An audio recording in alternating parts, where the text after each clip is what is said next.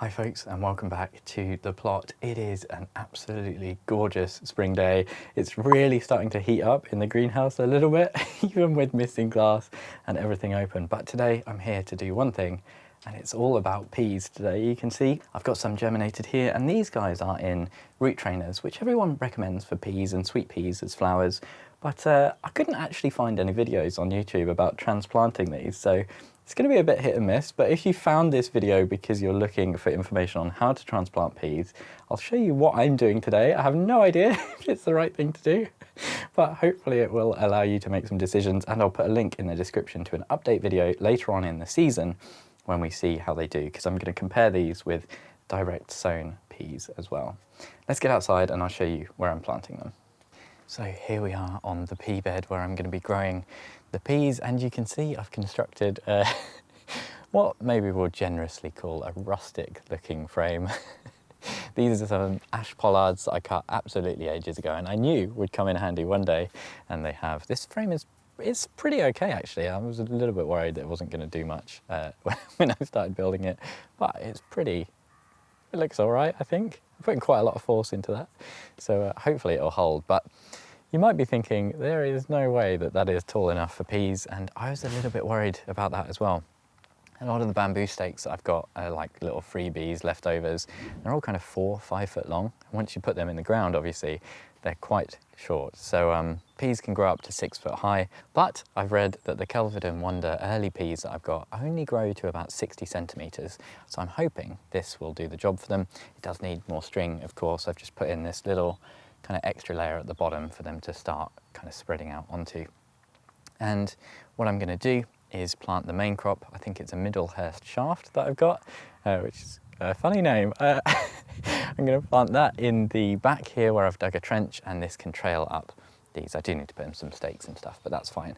Let's go back inside the greenhouse and open up the root trainers and see how the peas are doing. So I've never done this before, but apparently it's meant to be very easy. So one of the nice things about these root trainers is that they're kind of modular. They should slide out, and we can see at the bottom here there is an awful lot of root growth. These are well and truly due to go out, I think. So in theory, these should open up nice and simply, and we'll have these little easy to plant pea transplants. They're looking pretty good to me. One thing about these root trainers, this brand in particular, the plastic is quite thin. It's kind of easy to split, so if you've got the same, do just be aware of that. What I'm doing, putting my hand over, tipping it upside down, giving it a little bit of a shake. And they mostly come through with everything intact, and then I'm just stacking them on top of each other.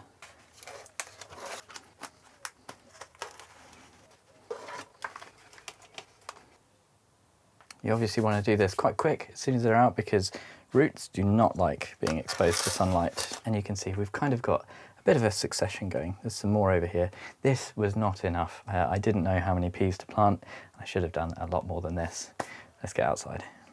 So we've got our transplants ready to go out, and the next question is, what spacing do we use? And I have no idea.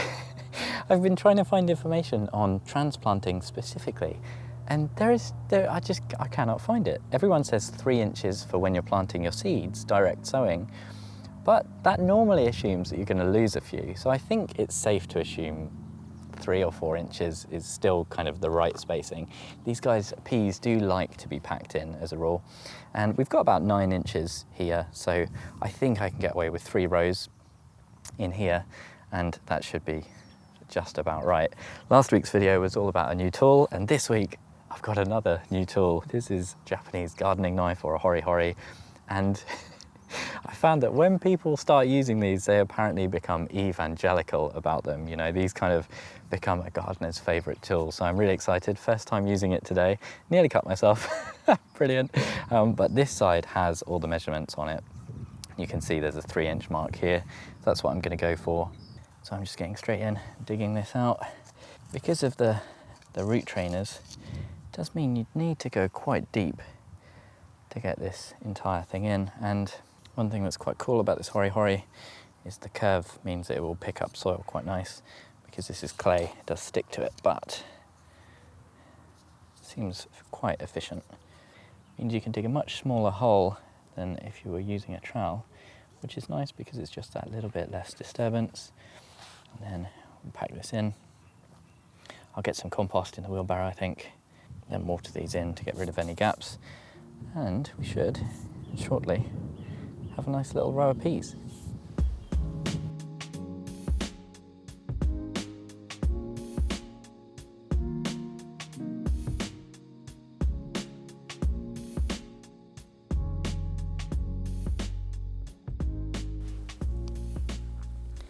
So there we go. That is the last one in. And you may have noticed, unfortunately, the hori wasn't cutting it. I switched to the trowel quite quickly because this ground has never been dug. This is kind of unbroken ground, I guess, on the allotment. I did put some, I think, a courgette plant in here last year, but yeah, very compacted clay, which isn't the issue, but it is rammed with stones, absolutely loads and loads of stones. So not the end of the world, just switch to the trowel, but the hori has an edge on it, and I don't want to completely blunt it so quick. But these are in, and you can see that at just 3 inches apart, it is pretty dense, and there's a lot of unused space, so I'm going to get straight back in the greenhouse now, sow some more for these. I think I'm just going to run one more load of string at a slightly higher level, because this one and a few of them are just going to be a little unsupported for a while. But they're in, we'll see how they go. So this little outer ring of support should just give these something to grab onto. But one thing I should have mentioned is that normally you wouldn't build the frame first. You would plant first and then build the frame around it. Makes life a bit easier, but I had to do it the wrong way around because I wasn't sure if this frame was going to work or not, so it was a bit of an experiment that I decided to keep. And it should be interesting to see this year the comparison of the early and the main crop. I keep wanting to sow the main crop. I could sow them anytime from March till April, till May, till June, but I really want to do them now. But what I'm going to do is just focus on the earlies for now, get another load sown, and hopefully we'll get a bit of a succession going. And then towards the end of April, I'm going to sow my main crop, and then they'll go in the soil back there much later in the year. Oh, get out of the way. Always something in the way. So back in the greenhouse, and if I was really clever and if I was good at actually making how-to videos, I would have done this bit first, but I am going to be sowing some more, and these root trainers do just clip together, a little bit fiddly. Once you got them, they sit in here quite nicely.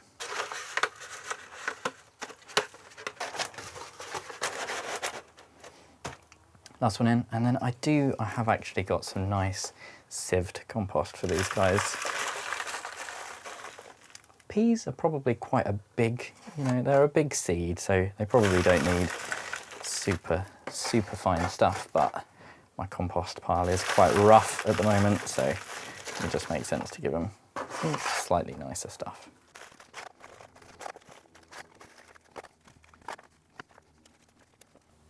Then with peas, we go in quite deep. And for this lot, because I've now learned my lesson of not sowing enough peas, this lot I'm going to be doing 2 or maybe 3 in each of these. One of the mistakes I made with some of the earlier ones is, as well, is not going quite deep enough with the pea. I think you want to get it quite deep in these root trainers. Oh, big rock in this one. Wait. That's an existing pea, not a rock. I forgot that this row has already been planted. That one has sprouted, so that's a good sign. Hopefully, I've not done any damage. God, I'm a rubbish gardener, aren't I? Amazing.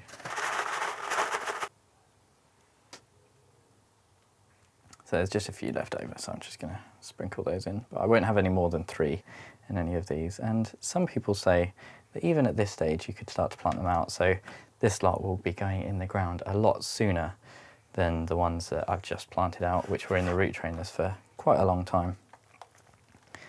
Just scatter compost over the top. Next thing, quite a lot of water on here, and I'm going to water outside as well, the ones that I've just planted in the ground. So this watering can's been in the greenhouse quite a long time, for seedlings especially. I do like to try and make sure I'm using slightly warmer water and giving this a really good soak.